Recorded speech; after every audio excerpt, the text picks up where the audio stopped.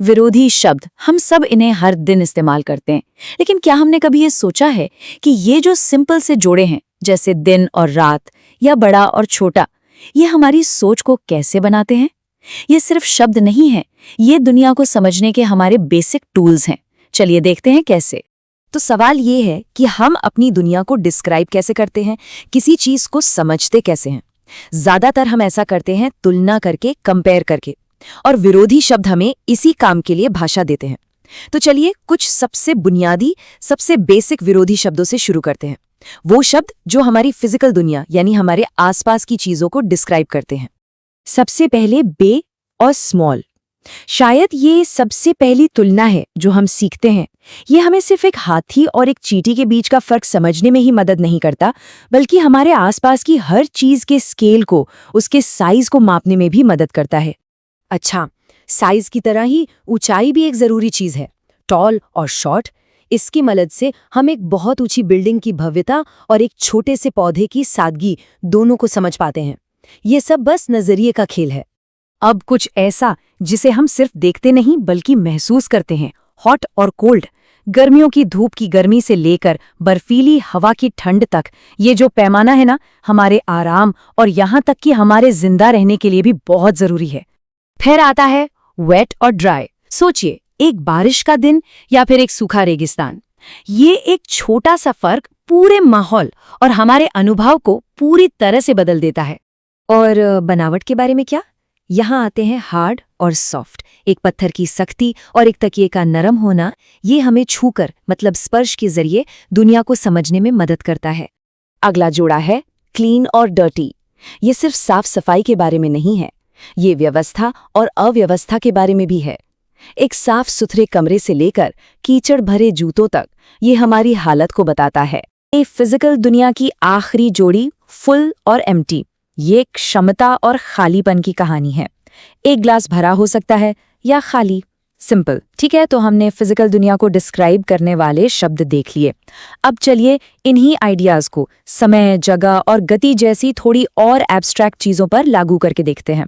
Space में, मतलब जगह में, सबसे पहली दिशा जो हम सीखते हैं वो है अप और डाउन।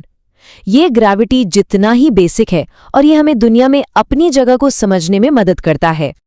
इसी तरह इन और आउट हमें बाउंड्रीज को समझने में मदद करता है। कोई कमरे के अंदर है या बाहर, ये उसकी पोजीशन को एक सीमा के हिसाब से बताता है।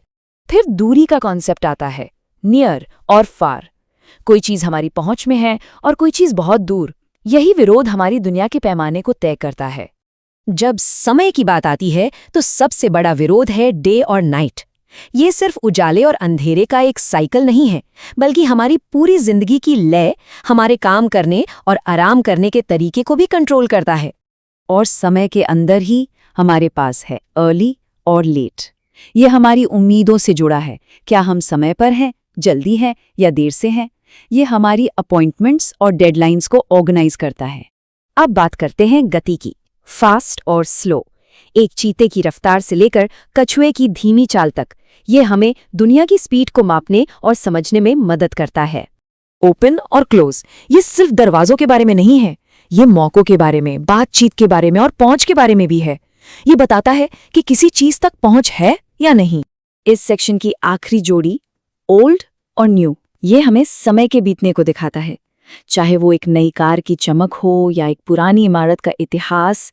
तो हमने फिजिकल दुनिया और समय जगह को देख लिया है। अब चलिए सबसे कॉम्प्लेक्स एरिया में चलते हैं, इंसानी अनुभव, हमारी भावनाएं और हमारे मूल्य। भावनाओं के बिल्कुल सेंटर में है हैप्पी और सैड। ये एक ऐसा स्पेक्ट्रम है जिसे हम सभी बहुत गहराई से महसूस करते हैं। यही हमारे अच्छे और बुरे दिनों को डिफाइन करता है। याद है हमने चीजों के लिए ओल्ड और न्यू का इस्तेमाल किया था? जीवित प्राणियों के लिए हमारे पास है यंग और ओल्ड। ये जिंदगी के चक्र, बढ़ने और उम्र ढलने की कहानी बताता है। ये जोड़ी हमारे समाज के बारे में बहुत कुछ बताती है। रिच और पुअर, ये सिर्फ पैसे के बारे में नहीं है, बल्कि अवसर, सुरक्षा और संसाधनों तक पहुंच में जो फर्क है उसे भी दिखाता है। और अब हमारी आखिरी जोड़ी, जो शायद सबसे कॉम्प्लेक्स है, राइट और रॉन्ग। ये बाकियों की तरह सिंपल नहीं है और यहीं पर भाषा असल में अंतर है। देखिए, राइट का एक मतलब हो सकता है दिशा, जैसे टेक अ राइट टर्न, लेकिन इसका एक नैतिक मतलब भी है, जैसे द राइट चॉइस। हॉट और कोल्ड के उलट राइट और रॉन्ग कोई फिजिकल चीज नहीं है। ये हमारे फैसलों, हमारी नैतिकता और हमारे मूल्यों से बहुत गहराई से जुड़ा हुआ है। तो अगर हम सब कुछ समेटे तो हमने देखा कि कैसे विरोधी शब्द हमारे विचारों को ऑर्गेनाइज करते हैं। हमने फिजिकल दुनिया से शुरुआत की, फिर हम समय और जगह पर गए और आखिर में हमने मानवीय मूल्यों को समझा। ये कैटेगरीज दिखाती हैं कि ये सिंपल सा कॉन्सेप्ट कितना पावरफुल है।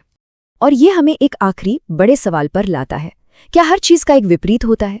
सोचिए, नारंगी रंग का विपरीत क्या है? या उन भावनाओं का क्या जो खुश या उदास के बीच में होती हैं? शायद दुनिया सिर्फ ब्लैक एंड व्हाइट नहीं है। ये सवाल हमें दिखाता है कि भाषा कितनी कॉम्प्लेक्स और कितनी शानदार हो सकती है। इस पर जरूर सोचिएगा।